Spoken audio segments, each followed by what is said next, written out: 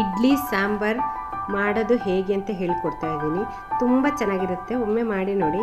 ಏನೆಲ್ಲ ಇಂಗ್ರೀಡಿಯೆಂಟ್ಸ್ ಬೇಕಂತ ಹೇಳ್ತಾ ಇದ್ದೀನಿ. ಇಲ್ಲಿ ಒಣ ಮೆಣಸಿನ್ಕಾಯಿ ತಗೊಂಡಿದ್ದೀನಿ, ಮೆಂತ್ಯ ಮತ್ತು ಚಕ್ಕೆ, ಧನಿಯಾ, ಜೀರಿಗೆ, ಕಡಲೆಬೇಳೆ, ಸ್ವಲ್ಪ ಪೆಪ್ಪರು, ಸ್ವಲ್ಪ ಅಕ್ಕಿ, ಹಾಗೆ ಕರಿಬೇವನ್ನು ತೊಗೊಂಡಿದ್ದೀನಿ. ಇಲ್ಲಿ ತೆಂಗಿನಕಾಯಿ, ಹಾಗೆ ಒಂದು ಈರುಳ್ಳಿ. ಇಲ್ಲಿ ಒಂದು ಕಡಾಯಿ ತೊಗೊಂಡು ಕಡಾಯಿಗೆ ಸ್ವಲ್ಪ ತೆಂಗಿನ ಎಣ್ಣೆಯನ್ನು ಹಾಕ್ಕೊಂಡಿದ್ದೀನಿ. ಅದಕ್ಕೆ ಇವಾಗ ಕರಿಬೇವನ್ನು ಹಾಕ್ಕೊತಾ ಇದ್ದೀನಿ. ಹಾಕ್ಕೊಂಡು ಅದನ್ನು ಚೆನ್ನಾಗಿ ಫ್ರೈ ಮಾಡಬೇಕು. ಅದು ಸ್ವಲ್ಪ ಫ್ರೈ ಆದಮೇಲೆ ನಾನು ಬ್ಯಾಡಿಗೆ ಮೆಣಸಿನ್ಕಾಯನ್ನು ಹಾಕ್ಕೊತಾ ಇದ್ದೀನಿ. ಈ ಸಾಂಬಾರಿಗೆ, ಇಡ್ಲಿ ಸಾಂಬಾರಿಗೆ ಬ್ಯಾಡಿಗೆ ಮೆಣಸಿನ್ಕಾಯಿನೇ ಹಾಕ್ಕೊಂಡ್ರೆ ಒಳ್ಳೆ ಕಲ್ಲರ್ ಕೊಡ್ತದೆ, ಹಾಗೆ ಟೇಸ್ಟು ಚೆನ್ನಾಗಿರುತ್ತೆ. ಹಾಗೆ ಇದಕ್ಕೆ ಸ್ವಲ್ಪ ಪೆಪ್ಪರನ್ನು ಹಾಕ್ಕೊತಾ ಇದ್ದೀನಿ. ಹಾಗೆ ಮೆಂತ್ಯ ಮತ್ತು ಚಕ್ಕೆಯನ್ನು ಹಾಕ್ಕೊಂಡು ಸ್ವಲ್ಪ ಚೆನ್ನಾಗಿ ಫ್ರೈ ಮಾಡ್ತಾ ಇದ್ದೀನಿ. ಲೋ ಫ್ಲೇಮಲ್ಲಿ ಇಟ್ಕೊಂಡು ಫ್ರೈ ಮಾಡಬೇಕು. ಇದನ್ನು ಹೈ ಫ್ಲೇಮಲ್ಲಿ ಇಟ್ಕೊಂಡು ಫ್ರೈ ಮಾಡಬಾರ್ದು.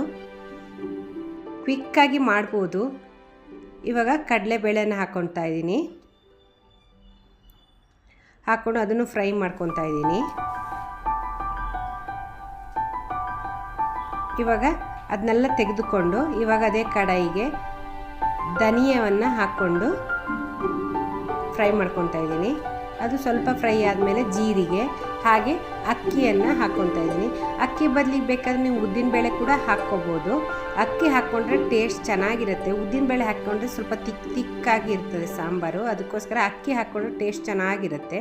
ಹಾಗೆ ಇದು ಅದೇ ಕಡಾಯಿಗೆ ಒಂದು ಮೀಡಿಯಮ್ ಸೈಜ್ ಈರುಳ್ಳಿಯನ್ನು ಹಾಕ್ಕೊಂಡು ಫ್ರೈ ಮಾಡ್ಕೊತಾ ಇದ್ದೀನಿ. ಇವಾಗ ಫ್ರೈ ಆಗಿದೆ, ನೋಡ್ಬೋದು. ಇಷ್ಟು ಫ್ರೈ ಆದರೆ ಸಾಕು. ಇವಾಗ ಸ್ಟವ್ ಆಫ್ ಮಾಡ್ಕೊಂಡು ತಣ್ಣಗಾಗಲಿಕ್ಕೆ ಬಿಡ್ತಾ ಇದ್ದೀನಿ. ಇವಾಗ ಇನ್ನೊಂದು ಕಡಾಯಿ ತಗೊಂಡು ಅದಕ್ಕೆ ಸ್ವಲ್ಪ ಎಣ್ಣೆ ಹಾಕ್ಕೊತಾ ಇದ್ದೀನಿ. ಇದು ಒಗ್ಗರಣೆ ಬೇರೆ ಮತ್ತೆ ಹಾಕ್ಕೋಬೇಕು. ಇವಾಗ ಇದು ಸಾಂಬಾರು ಈರುಳ್ಳಿ, ಚಿಕ್ಕ ಚಿಕ್ಕ ಈರುಳ್ಳಿ ಬರ್ತದಲ್ಲ, ಅದನ್ನು ನೀವು ಇಡೀ ಬೇಕಾದರೂ ಹಾಕ್ಕೋಬೋದು. ನಾನು ಮಧ್ಯದಲ್ಲಿ ಒಂದು ಸ್ವಲ್ಪ ಕಟ್ ಮಾಡಿ ಹಾಕ್ಕೊಂಡು ಇದನ್ನು ಚೆನ್ನಾಗಿ ಫ್ರೈ ಮಾಡ್ಕೊತೀನಿ. ಇದು ಫ್ರೈ ಮಾಡೋಕ್ಕೋಸ್ಕರ ಸ್ವಲ್ಪ ಎಣ್ಣೆ ಹಾಕ್ಕೊತಾ ಇದ್ದೀನಿ. ನೋಡ್ಬೋದು, ಈ ಸಾಂಬಾರಿಗೆ ಈ ಚಿಕ್ಕ ಈರುಳ್ಳಿಯನ್ನೇ ಹಾಕ್ಕೊಂಡ್ರೆ ಟೇಸ್ಟ್ ಚೆನ್ನಾಗಿರುತ್ತೆ. ಹಾಗೆ ಒಂದೇ ಒಂದು ಟೊಮೆಟೊವನ್ನು ಕೂಡ ಅದಕ್ಕೆ ಹಾಕ್ಕೊಂಡು ಫ್ರೈ ಮಾಡ್ಕೊತಾ ಇದ್ದೀನಿ. ಇವಾಗ ನೋಡ್ಬೋದು ಸ್ವಲ್ಪ ಫ್ರೈ ಆಗಿದೆ. ಅದು ಫ್ರೈ ಆಗ್ತಾ ಇರಲಿ. ಈಗ ಮಸಾಲೆ ಎಲ್ಲ ತಣ್ಣಗಾಗಿದೆ. ಇದನ್ನು ಗ್ರೈಂಡ್ ಮಾಡ್ಕೊಳ್ಳೋಣ. ಇದನ್ನೆಲ್ಲವನ್ನು ಮಿಕ್ಸಿ ಜಾರಿಗೆ ಹಾಕ್ಕೊಂಡೆ. ಹಾಗೆ ಈ ಈರುಳ್ಳಿಯನ್ನು ಫ್ರೈ ಮಾಡ್ಕೊಂಡಿರೋದು ಕೂಡ ಇದು ಮಿಕ್ಸಿ ಜಾರಿಗೆ ಹಾಕ್ಕೋಬೇಕು. ಹಾಗೆ ಸ್ವಲ್ಪ ಹಸಿ ತೆಂಗಿನಕಾಯಿ ತುರಿಯನ್ನು ಹಾಕ್ಕೋಬೇಕು. ಹಸಿನೇ ಹಾಕಬೇಕು, ಒಣ ಕೊಬ್ಬರಿ ಎಲ್ಲ ಹಾಕಬಾರ್ದು. ಹಾಕ್ಕೊಂಡು ಚೆನ್ನಾಗಿ ಗ್ರೈಂಡ್ ಮಾಡ್ಕೋಬೇಕು. ಇವಾಗ ಇದು ಈರುಳ್ಳಿ ಮತ್ತು ಟೊಮೆಟೊ ಚೆನ್ನಾಗಿ ಬೆಂದಿದೆ. ಇವಾಗ ಇದಕ್ಕೆ ಗ್ರೈಂಡ್ ಮಾಡ್ಕೊಂಡಿರುವ ಮಸಾಲನ ಹಾಕೋದು. ನೈಸಾಗಿ ಗ್ರೈಂಡ್ ಮಾಡಬೇಕು, ತರಿಯಾಗಿ ಗ್ರೈಂಡ್ ಮಾಡಬಾರ್ದು. ನೈಸಾಗಿ ಗ್ರೈಂಡ್ ಮಾಡ್ಕೋಬೇಕು. ಇವಾಗ ಅದನ್ನು ಹಾಕ್ಕೊತಾ ಇದ್ದೀನಿ. ಹಾಕ್ಕೊಂಡು ಸ್ವಲ್ಪ ಎಣ್ಣೆಲಿ ಹಾಗೆ ಬಾಡಿಸ್ಕೊತಾ ಇದ್ದೀನಿ ಮಸಾಲವನ್ನು.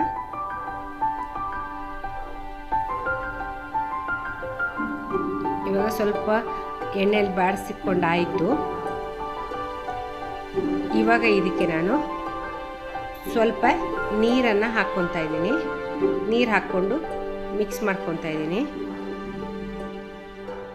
ಹಾಗೆ ಇಲ್ಲಿ ಬೇಳೆಯನ್ನು ಚೆನ್ನಾಗಿ ಸ್ವಲ್ಪ ಜೀರಿಗೆ ಮತ್ತು ಕರಿಬೇವನ್ನು ಹಾಕಿ ಚೆನ್ನಾಗಿ ಬೇಯಿಸ್ಕೊಂಡಿದ್ದೀನಿ. ಆ ಬೇಳೆಯನ್ನು ಹಾಕ್ಕೊತಾ ಇದ್ದೀನಿ. ಅದನ್ನು ಚೆನ್ನಾಗಿ ಬೇಯಬೇಕು. ಅದನ್ನು ಹಾಕ್ಕೊಂಡು ಮಿಕ್ಸ್ ಮಾಡ್ಕೊತಾ ಇದ್ದೀನಿ. ಹಾಗೆ ರುಚಿಗೆ ತಕ್ಕಷ್ಟು ಉಪ್ಪನ್ನು ಆ್ಯಡ್ ಮಾಡ್ಕೊತಾ ಇದ್ದೀನಿ.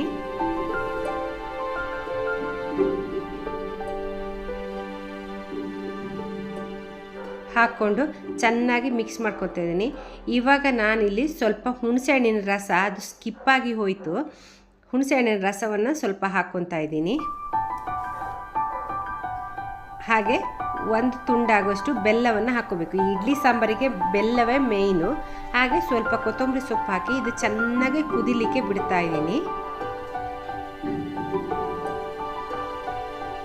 ಇದು ಚೆನ್ನಾಗಿ ಕುದಿಲಿ ಸಾಂಬಾರು.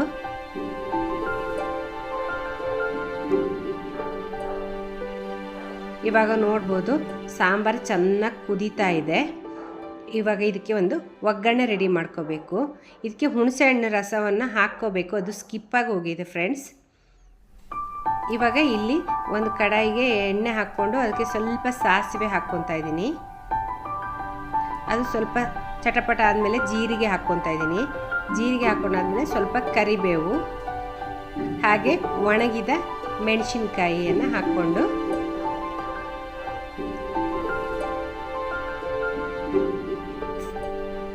ಸ್ವಲ್ಪ ಇಂಗನ್ನು ಹಾಕ್ಕೊಂಡು ಚೆನ್ನಾಗಿ ಫ್ರೈ ಮಾಡಿ ಇದು ಸಾಂಬಾರಿಗೆ ಹಾಕ್ಕೋಬೇಕು.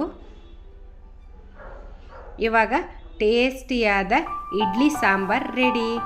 ನೀವು ಮಸಾಲವನ್ನು ನೈಟೇ ಫ್ರೈ ಮಾಡಿ ಇಟ್ಬಿಟ್ರೆ ಬೆಳಿಗ್ಗೆ ಎದ್ದು ಬೇಳೆ ಬೇಯಿಸ್ಬಿಟ್ಟು ಸಾಂಬಾರು ಮಾಡ್ಬೋದು.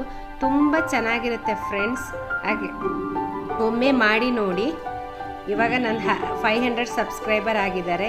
ಹಾಗೆಯೇ ನೀವು ವೀಡಿಯೋಸ್ನೆಲ್ಲ ನೋಡಿ ಸಪೋರ್ಟ್ ಮಾಡಿ ಫ್ರೆಂಡ್ಸ್. ಯಾರು ನನ್ನ ಚಾನಲ್ ಫಸ್ಟ್ ಟೈಮ್ ನೋಡ್ತಿದ್ದೀರಾ ಪ್ಲೀಸ್ ಸಬ್ಸ್ಕ್ರೈಬ್ ಮಾಡಿ ಸಪೋರ್ಟ್ ಮಾಡಿ ಫ್ರೆಂಡ್ಸ್.